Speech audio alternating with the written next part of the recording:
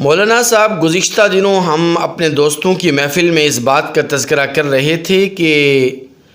رضاعت کی وجہ سے اولاد کو وراثت میں حقدار کیوں قرار نہیں دیا گیا۔ برائے مہربانی ہم دوستوں کے درمیان اس بات میں اختلاف رائے ہوا، آپ قرآن و حدیث کی روشنی میں ہمیں مفصل اور مدلل آگاہ فرمائیں۔ نور نواز Mehsud and Ghulam Mustafa Tabassum from صوبہ سندھ، ضلع جامشورو۔ دیکھیے، میں آپ کے سوال کا انشاءاللہ العزیز تفصیلی جواب دوں گا، لیکن اس سے پہلے میں آپ لوگوں کو ایک خوشخبری بھی سنانا چاہتا ہوں، اور وہ خوشخبری اس بنیاد پر کہ بڑی خوشی ہوئی کہ ماشاءاللہ آپ دوست آپس میں جب بیٹھتے ہیں، گفتگو کرتے ہیں، تو آپ کی محفل میں دینی موضوعات پر گفتگو ہوتی ہے، اور اگر محافل میں دینی گفتگو، دینی بحث و مباحثہ ہو تو یہ قابل تعریف ہے، قابل تحسین ہے۔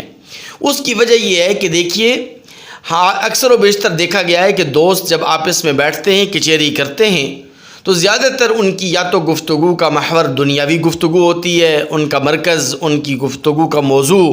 وہ دنیاوی معاملات پر ہوتی ہے، یا پھر یہ کہ وہ فضول اور لغو گفتگو میں مشغول اور مصروف نظر آتے ہیں۔ لیکن آپ لوگ قابل تعریف ہیں کہ آپ دوست اپنی محافل میں دینی موضوعات پر بات کرتے ہیں اور دینی گفتگو آپ کرتے ہیں۔ نبی کریم صلی اللہ علیہ وسلم کے صحیح حدیث مبارکہ کی روشنی میں آپ لوگوں کو بھی اور ان لوگوں کو بھی کہ جو دینی محافل میں بیٹھنے کا اہتمام کرتے ہیں، ان کو یہ خوشخبری سنانا چاہتا ہوں۔ طبرانی کے اندر یہ روایت موجود ہے، بیہقی کے اندر بھی یہ روایت موجود ہے۔ معاذ بن جبل رضی اللہ تعالی عنہ اس حدیث مبارکہ کے راوی ہیں۔ وہ فرماتے ہیں کہ نبی کریم صلی اللہ علیہ وسلم نے فرمایا، لیس یتحسر اہل الجنۃ الا علی ساعۃ مرت بہم لم یذکر اللہ تعالی فیہا، کہ اہل جنت جنت میں پہنچنے کے بعد دنیا کے اعتبار سے دنیا کی کسی بھی چیز کا انہیں قلق اور افسوس نہیں ہوگا، بجائے اس گھڑی کے جو انہوں نے دنیا میں اللہ کے ذکر کے بغیر گزاری ہو، اور دنیا کے اندر انہوں نے کوئی محفل ایسی اٹینڈ کی ہو کہ جس محفل کے اندر انہوں نے اللہ کا نام نہ لیا ہو، اللہ تبارک و تعالی کا ذکر نہ کیا ہو، اللہ کے دین کا تذکرہ انہوں نے نہ کیا ہو۔ تو اس لیے آپ لوگ بڑے خوش نصیب ہیں کہ آپ کی محفل میں دینی گفتگو ہوتی ہے اور دینی موضوعات پر آپ آپس میں کچہری کرتے ہیں۔ دوسری اور اہم ترین بات بھی میں آپ کے سامنے عرض کر دوں کہ جب جنتی جنت کے اندر پہنچ جائیں گے تو ایک جنتی اوپر والے درجے میں ہوگا، اور وہ رات کے کسی پہر یا دن کے وقت آرام کے دوران اپنے پہلو کو بدلے گا، اپنی کروٹ کو بدلے گا، اور اس کروٹ کے بدلنے کے نتیجے میں پوری جنت کے اندر خوشبو پھیل جائے گی۔ تو اہل جنت پوچھیں گے، اور نیچے درجے والا جو جنتی ہے وہ جنت کے داروغہ رضوان سے پوچھے گا کہ یہ جنت کے اندر خوشبو اور مہک کیسی؟ تو وہ پھر جنت کا داروغہ رضوان اس نچلے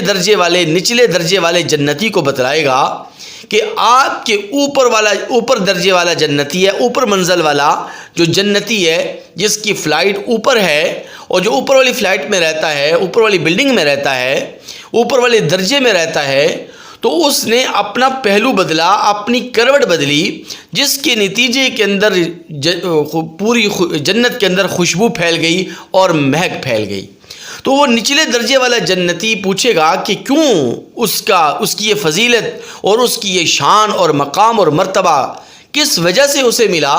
تو وہ جنت کا داروغہ رضوان اسے بتلائے گا کہ اس نے دنیا میں تم سے زیادہ ایک مرتبہ سبحان اللہ کہا تھا، تم نے ایک مرتبہ کم سبحان اللہ کہا، اور تم سے ایک مرتبہ زیادہ اس نے سبحان اللہ کہا۔ تو یہ اللہ کا نام لینا، اللہ کی بڑائی بیان کرنا، اللہ کے دین کی بات کرنا، اللہ کے حبیب صلی اللہ علیہ وسلم کا ذکر خیر کرنا، یہ باعث خیر و برکت ہے۔ تو بہرحال یہ ضمناً یہ بات میں نے عرض کر دی۔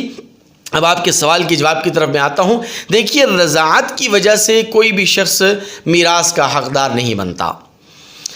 رضاعت کی وجہ سے، رضاعت کا مطلب دودھ پینا ہے، تو دودھ پینے کی وجہ سے، رضاعت کے رشتے کی وجہ سے کوئی بھی شخص، کوئی بھی بہن بھائی اور جو اولاد رضائی جو اولاد ہوتی ہے، تو وہ وراثت میں حقدار نہیں بنتی۔ اور اس کی وجہ یہ ہے کہ جو وراثت ہے نا، وراثت یہ رضاعت، جو رضاعت ہے یہ رضاعت اسباب وراثت میں سے نہیں ہے، اسباب وراثت میں سے نہیں ہے، تو اس لیے رضاعت کی وجہ سے کوئی بھی شخص